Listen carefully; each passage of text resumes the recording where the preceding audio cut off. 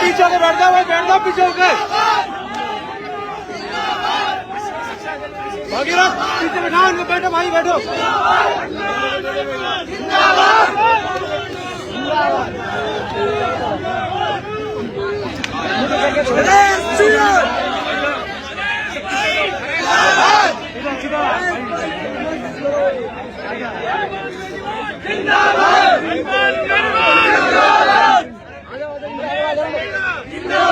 मैं चलाऊं जब जब छात्र बोला है सिंहासन डोला है, जब जब हनुमान बोला है सिंहासन डोला है। हमारी मांगे पूरी करो, पूरी करो, पूरी करो। विशेष शिक्षक भर्ती करो, भर्ती करो, भर्ती करो।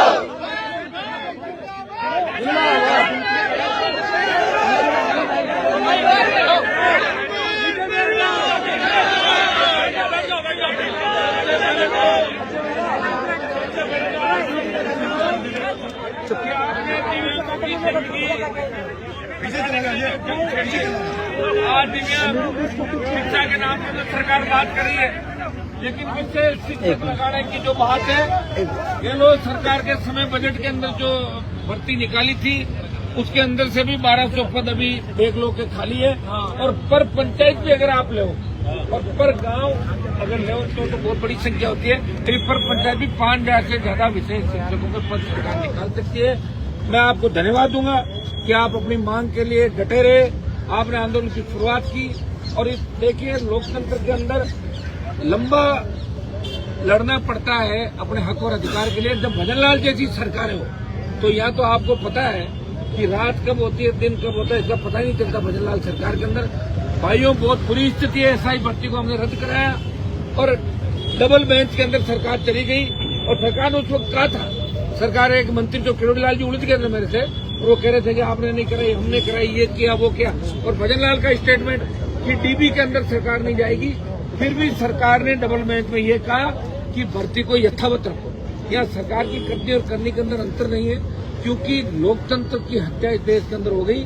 और राजस्थान में भी कांग्रेस बीजेपी मिलकर सारा काम करे। अंतर चुनाव का परिणाम भी आपने देखा होगा, जब कांग्रेस भारतीय जनता पार्टी मिलकर एक संघर्ष करने वाले व्यक्ति को हरा रहे थे, ये आपने देखा। इसी तरह हम लड़ रहे सड़कों में लगातार 25 साल हो गए। और ये 25 साल के संघर्ष का ही परिणाम है कि 4 बजे तक की परमिशन थी और 6 बजे आप बैठे।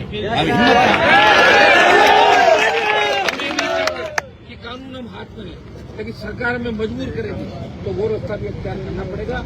लोकतंत्र के अंदर कानून रखवाले के लिए बना, कानून अगर हमारे लोगों को डराएगा तो उस समय एक नई क्रांति की आवश्यकता होगी। नई क्रांति राजस्थान की प्रत्यक्ष होगी। भाइयों विश्वास दिलाता हूँ कि आज जो विशेष शिक्षक भर्ती का आपने मामला उठाया, मैं आपको धन्यवाद दूंगा। इसमें आगे बैठ के आप रणनीति तय करें, क्या हमें करना है, बात रखपेरोकारी करें।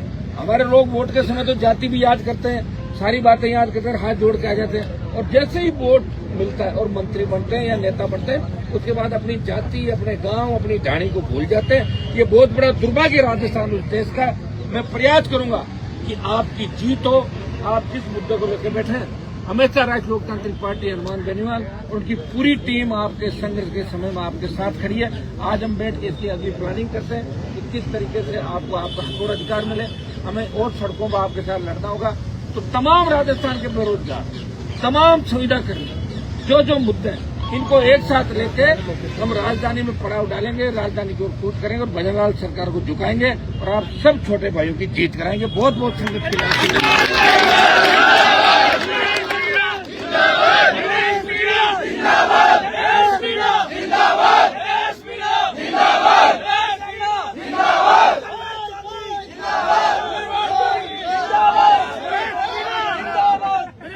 बहुत आगे तक जाएगा।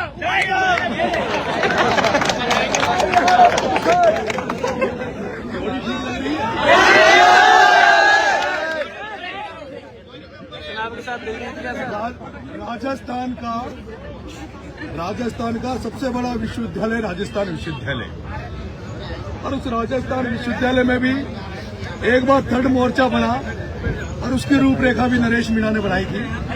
आज 20 महीने में 3 चुनाव लड़कर और तीसरा चुनाव हार कर इसलिए आया हूं क्योंकि कांग्रेस और बीजेपी ने मिलकर इसलिए नरेश मीणा को हरा दिया कि अगर नरेश मीणा विधानसभा में चला गया तो नरेश मीणा हनुमान जी की कमी विधानसभा में पूरी कर देगा। और आज शायद अगर नरेश मीणा विधायक होता तो आप लोगों को सड़कों पर नहीं डोलना पड़ता। आपके लिए नरेश मीणा कुर्सियां फेंकता हुआ नजर आता विधानसभा में।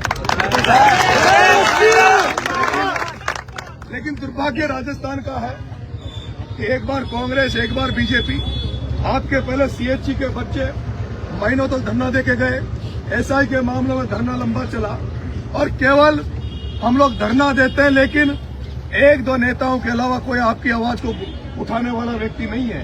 केवल हनुमान जी जब भी यहाँ पर लगता था, क्योंकि डॉक्टर साहब तो जब से बीजेपी में गए, जब से मंत्री बने हैं, डॉक्टर साहब बोल नहीं पा रहे। अभी भी भाई साहब से हमारी बात चल रही थी, हमने कहा कि भाई डॉक्टर साहब को अभी भी छोड़ देना चाहिए, समय है। और राजस्थान की जनता के लिए, राजस्थान के किसानों के लिए इन दोनों पार्टियों को हटाकर हमें एक नया फ्रंट बनाकर जनता के लिए लड़ना चाहिए।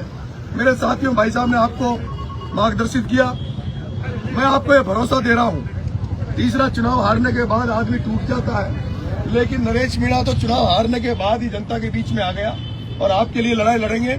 मैं भाई साहब से अभी व्यू रचना हम लोग तैयार कर रहे थे कि राजस्थान में किस तरह से नई क्रांति पैदा हो ताकि ऐसे नेता राजस्थान की राजनीति में निकल के आए, क्योंकि 200 बैठे हैं वहां पे विधानसभा में। कितने 200 बैठे हैं, लेकिन मुझे तो लगता है